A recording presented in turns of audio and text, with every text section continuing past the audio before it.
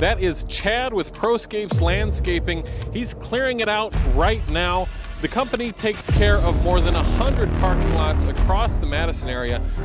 With so much snow coming down, the race is on to keep parking lots clear. When it snows all day, the team keeps the main lanes and parking lots as clear as possible. About a dozen or so trucks out across the area at once.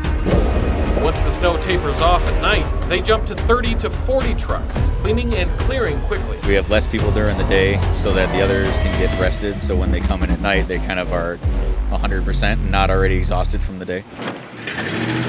After the snow stops, the key is to get the ground as clear as possible. That way they can pre-treat the pavement to try to cut down on ice ahead of brutal cold this weekend.